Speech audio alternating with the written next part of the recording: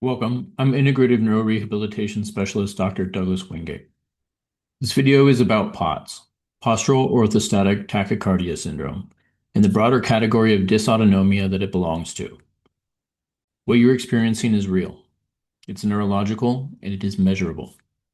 The racing heart, the brain fog, the crushing fatigue, the inability to stand without feeling like you might faint, these are not anxiety, they are not deconditioning, and they are not just in your head.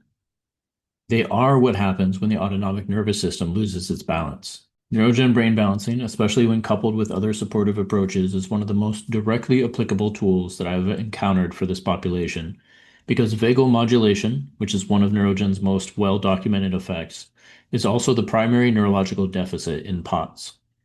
Let's establish what we're talking about first before we start talking about treatment. Dysautonomia is not a single condition. It's a spectrum of disorders in which the autonomic nervous system fails to regulate the body's unconscious functions correctly. Heart rate, blood pressure, temperature, digestion, blood vessel tone, breathing rate, these are all autonomic functions. When the system dysregulates, all of them can be affected simultaneously, making for a bewildering array of symptoms that makes these conditions so difficult to diagnose and so easy to dismiss.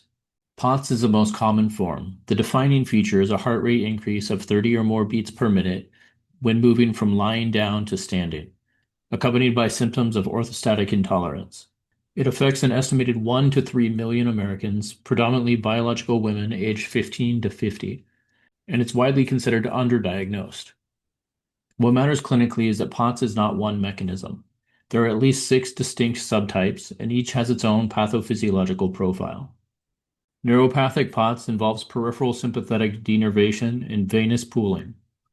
Hyperadrenergic POTS involves excessive central sympathetic outflow and elevated norepinephrine with tremor and anxiety-like symptoms.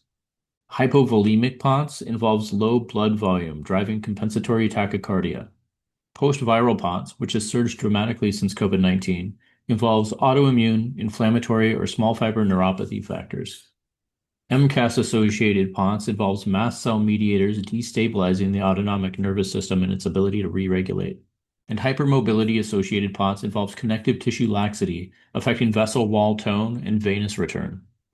Understanding which subtype or a combination is present helps inform the treatment, including how Neurogen's vagal modulation applies across the spectrum. The large numbers here reflect a societal need, because these are conditions that are profoundly under-recognized. As I mentioned, between 1 and 3 million Americans lives with POTS, mostly biological women in their reproductive years, a population that's historically faced dismissal and misdiagnosis at staggering rates. Globally, more than 70 million people live with some form of dysautonomia, including the secondary dysautonomia that can accompany diabetes, Parkinson's disease, autoimmune conditions, and long-term medication effects. About half of current POTS cases are suspected to be post-viral, meaning that a viral event happened and it triggered the onset. And with COVID-19 alone producing POTS in a significant proportion of long COVID patients, that percentage has grown substantially. Maybe the most sobering statistic is the diagnostic delay. 5 to 7 years on average from symptom onset to diagnosis. During those years, sufferers may frequently be told that their symptoms are anxiety, psychosomatic, or related to deconditioning. By the time they reach a knowledgeable provider, many have lost significant function, relationships, or quality of life. Understanding the underlying mechanisms of these symptoms changes the way both clients and providers think about treatment. Let me walk through what that actually means. First, we have sympathetic overdrive. The sympathetic branch of the autonomic nervous system, the fight or flight branch, is chronically overactivated. This produces the racing heart, tremor, anxiety-like surges, and peripheral vasoconstriction that define upright intolerance. Second, there's impaired vagal tone. The parasympathetic branch, mediated by the vagus nerve, is insufficient to counter sympathetic activation. The regulatory brake is weak or absent. This is the primary neurological imbalance in POTS, and it's directly targetable. Third, cerebral blood flow dysregulation. A world-first study published in 2025 has now documented measurable cerebral blood flow abnormalities in POTS patients. These relate directly to brain fog and cognitive symptoms that patients describe even when laying down. Fourth, we have neuroinflammation and autoimmunity. Antiadrenergic and antimuscarinic antibodies are elevated in a significant proportion of POTS patients, particularly in post-viral cases. These antibodies activate inflammatory cascades and perpetuate autonomic nervous system dysregulation. Fifth, we have sleep disruption.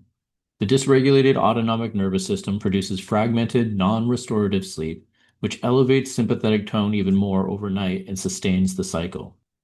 And sixth, there can be central sensitization. A significant proportion of POTS patients meet fibromyalgia criteria, reflecting the thalamocortical dysrhythmia and pain amplification that accompanies chronic autonomic nervous system dysregulation. And of all of the conditions my practice addresses, POTS and dysautonomia might represent the tightest alignment between Neurogen's primary mechanism and the underlying pathophysiology of the condition. Vagal modulation, promoting parasympathetic dominance and improving heart rate variability, is one of Neurogen's most consistently documented effects. An impaired vagal tone is the primary neurological deficit in POTS. That alignment is not incidental. It's why the intervention is particularly compelling for this population. 4 features of Neurogen deserve specific emphasis here. First, it is fully passive and produces no orthostatic challenge. Unlike exercise-based rehabilitation programs, which, though evidence-based and valuable, require the person to engage in the very activity that POTS sufferers find most debilitating. Neurogen requires nothing but to show up. Patients sit down or lie down. There's no standing, no sustained effort, no risk of precipitating an orthostatic event during the session itself. This removes the most common barrier to rehabilitation for this population. Second, the neuroinflammation pathway. Vagal nerve activation engages the cholinergic anti-inflammatory pathway, a well-documented mechanism by which vagal stimulation suppresses the production of pro-inflammatory cytokines. For post-viral POTS sufferers with elevated autoantibodies and persistent inflammation, this is not a peripheral benefit. It is a direct mechanism targeting the source. Third, the autonomic nervous system rebalancing through cortical autonomic pathways. Neurogen modulates the brain's own regulatory influence on the autonomic nervous system, not just peripheral nerve stimulation, but the higher order cortical circuits that govern autonomic output. And fourth, sleep architecture restoration. As autonomic nervous system balance shifts towards parasympathetic dominance, overnight sympathetic overactivation decreases and sleep quality improves, breaking the fatigue intolerance cycle from the inside. Let's map out the connections from cause to intervention, and every mechanism of POTS has a corresponding Neurogen effect. Sympathetic overdrive and vagal impairment are addressed through promoting cortical autonomic modulation, shifting heart rate variability towards parasympathetic dominance and improving baroreflex sensitivity. Antiadrenergic autoantibody burden is addressed through the vagal activation of the cholinergic anti-inflammatory pathway, which reduces autoantibody titers and inflammatory cytokines, a mechanism that has now been confirmed in POTS specifically. Cerebral blood flow dysregulation and the brain fog it produces respond to autonomic nervous system rebalancing that improves vascular tone regulation, supporting more stable orthostatic cerebral blood flow. Neuroinflammation and mast cell activation are addressed through the vagal anti-inflammatory pathway that suppresses mast cell degranulation and reducing the inflammatory mediators that destabilize the autonomic nervous system regulation. Non-restorative sleep responds to parasympathetic recovery, supporting deeper sleep and lessening sympathetic overactivation. In the central sensitization and widespread pain that can affect a significant proportion of POTS individuals, respond to thalamocortical oscillatory rebalancing, addressing the pain amplification network at the brain level. The evidence for vagal neuromodulation in POTS has advanced significantly in recent years. Let me highlight some of the most clinically important ones. The landmark study is the Stravatkis et al. Randomized control trial that was published in 2024. This sham-controlled double-blind trial showed that non-invasive transcutaneous vagus nerve stimulation significantly reduced orthostatic tachycardia in POTS patients. The mechanism was specifically linked to reduction of anti-adrenergic autoantibodies, decreased inflammatory cytokines, and improved cardiac autonomic tone. Supporting this, a separate study of 22 hyperadrenergic POTS patients completed a 14-day transcutaneous vagal nerve stimulation protocol that showed significant improvements in vagal tone, baroreflex sensitivity, and orthostatic symptoms. with improvements sustained at 24 months afterward. That durability response is important. It wasn't just symptomatic suppression, it was physiological rebalancing that persisted. A 2025 University of Adelaide SPECT imaging study was also significant because it provided the first objective neuroimaging confirming that POTS involved measurable cerebral blood flow abnormalities that directly correlated with cognitive symptoms. And the 2025 Neurogen veteran cohort study by Drs. Cassian and Turetsky documented that improvements in autonomic homeostasis were associated with simultaneous reductions in hypervigilance, migraine frequency, and emotional instability, a pattern entirely consistent with vagal modulation, improving heart rate variability and shifting the autonomic nervous system balance. The cardiovascular symptoms are the most visible: racing heart upon standing, palpitations, lightheadedness, near syncope, and blood pressure instability. But the neurological symptoms, the brain fog even when lying down, difficulty with memory and concentration, orthostatic headache, visual disturbances, are often the ones that most impair daily function. The systemic symptoms, profound fatigue and post-exertional malaise, temperature dysregulation, nausea and gut dysmobility, exercise intolerance, are what make occupational and social functioning so difficult. And the psychological symptoms, anxiety that is frequently secondary to or caused by autonomic dysregulation, rather than being the primary diagnosis, depression, unrefreshing sleep, social withdrawal. These are what leads so many sufferers to be misidentified as psychiatric rather than neurological.